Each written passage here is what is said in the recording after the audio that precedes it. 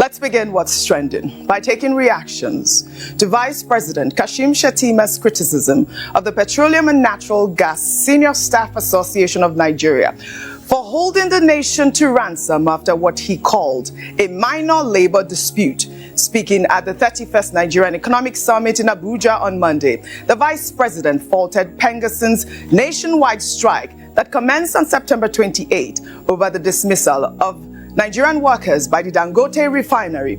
Although the strike was suspended on October 1st after the Dangote group agreed to redeploy the sacked workers, Shettima defended Dangote, describing him as a leading light in Nigeria's economic parliament, saying that Dangote is not an individual, but an institution. I want to dwell on something that is very dear, a topical issue that is very dear to the heart of every Nigerian. Aliko Dangote is not an individual, he's an institution.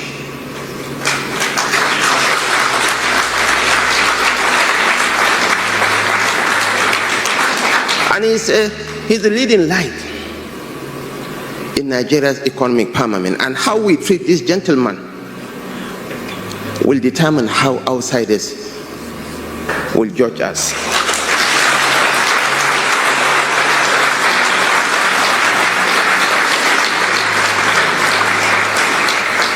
If he had invested $10 billion in Microsoft, in Amazon, in Google,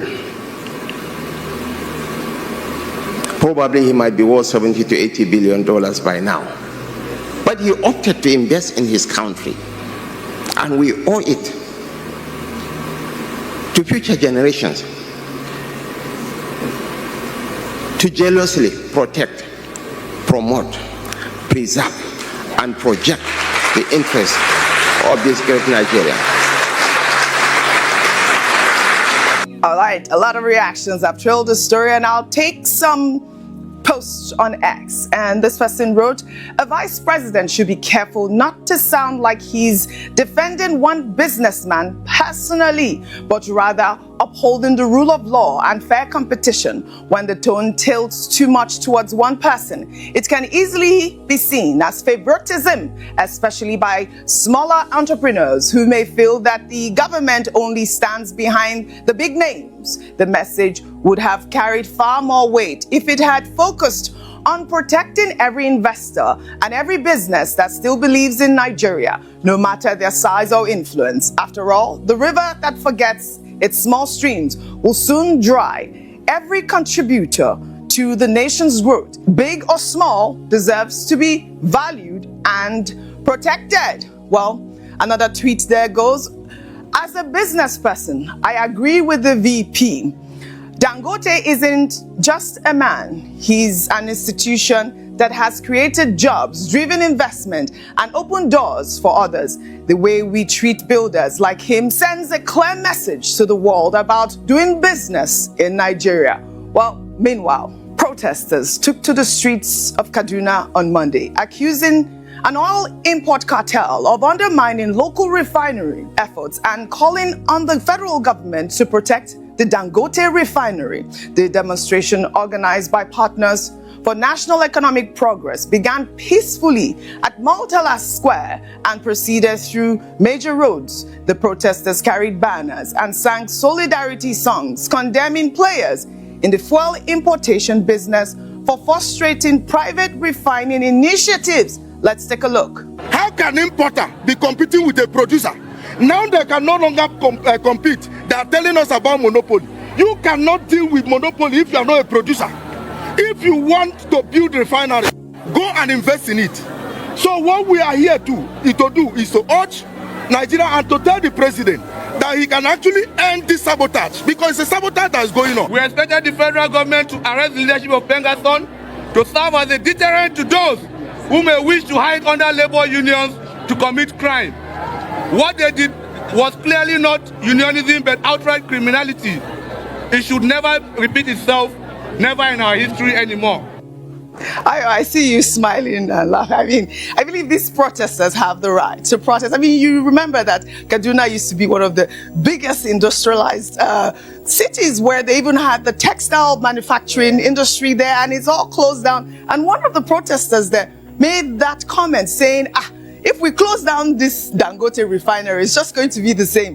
But I mean, what do you make of the vice president's speech as well, in terms of, supporting Dangote in the way that he has? And of course, one of the Twitter users was talking about the fact that we cannot just only support Dangote. Other small businesses will feel left out. Absolutely. Okay, so many things this morning. Earlier I said that it was about time that the presidency spoke up, because this is, we've often talked about how Dangote refinery serves a critical sector in Nigeria. And so when we talk about, a threat to energy security in the nation, a threat to revenue source in the nation, a threat to a group that provides, as the largest private group or private organization that provides the highest number of jobs in Nigeria, then we need to have conversations around this.